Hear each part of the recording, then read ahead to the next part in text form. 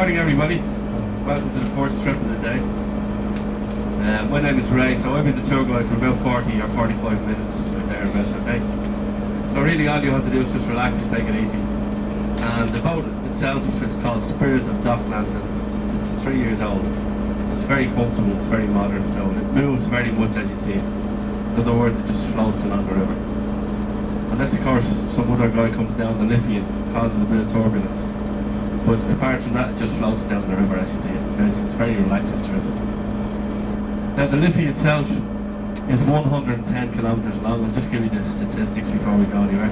It's 110 kilometres long and it rises 550 metres above sea level in a beautiful place called Sally Gap in the Wicklow Mountains. Okay? And the county of Wicklow, just outside Dublin, is known as the Garden of Ireland. So it's a very nice place for the river to rise in. Sally Gap is also a very beautiful place.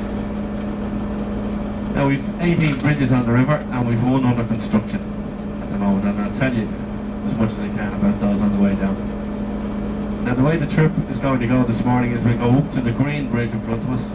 That's not the footbridge now, the traffic bridge. That bridge is known as Grattan Bridge, okay?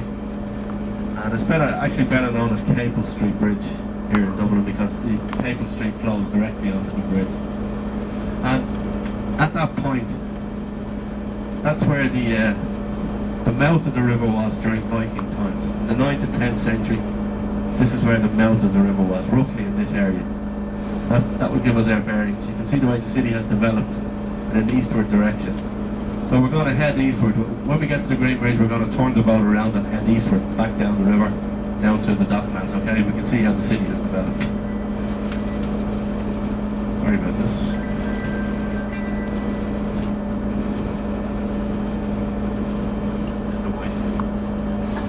I'm not joking, it really is. My fault for not turning it off, sorry about that. Now, like I was saying, this is where the mouth of the river was at the Capel Street Bridge here. So the city of Dublin developed down to the river. So this would have been the old port area here on your left hand side as we go up. Now just beyond Capel Street Bridge, there's a big splash in the river there. Just beyond Capel Street Bridge on the left hand side, okay, in an area known as Wood Quay. That would be directly to the left of the bridge if you were to go under it, okay. It's an area known as Wood Quay, and in the 1970s the largest Viking site in Europe was found on Wood Quay, okay. So during the 1970s, even though the citizens of Dublin protested in very, very strong terms, they still went ahead and built the city offices on top of this Viking find. So it doesn't exist anymore. You can see some of the artefacts in the National Museum, and that dates from 1984. And when they built that bridge, it is a toll bridge by the way, so when they built the bridge they promised the citizens of Dublin that when the bridge was paid for, they would lift the toll. And guess what? The toll is still there, of course, yeah. And that's 24 years later.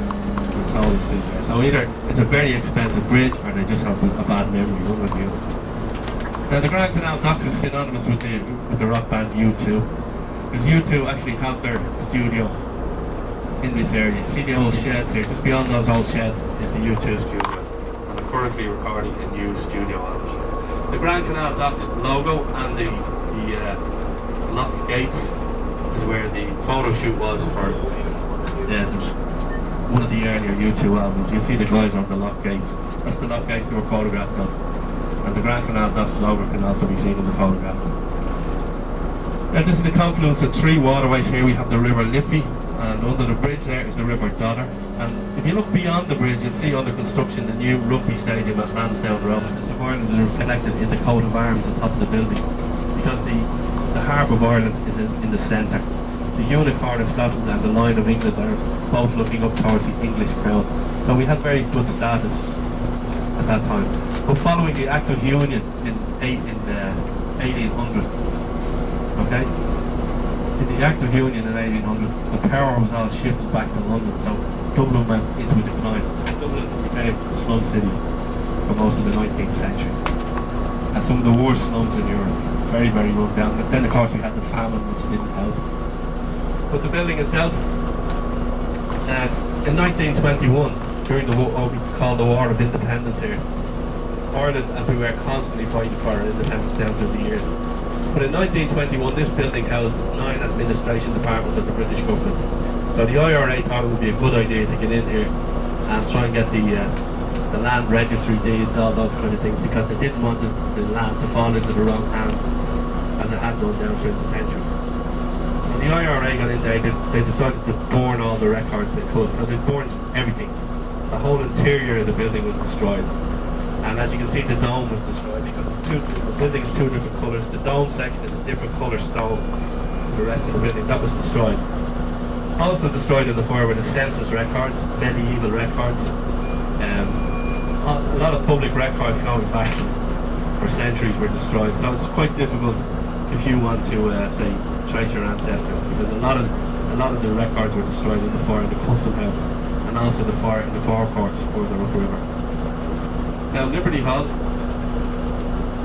the original Liberty Hall on this site was much more historically famous, because from the original Liberty Hall on Easter Monday 1916, a man called James Connolly and the Irish Citizens Army, they marched from the original Liberty Hall 2 stories, so it would be blown to pieces.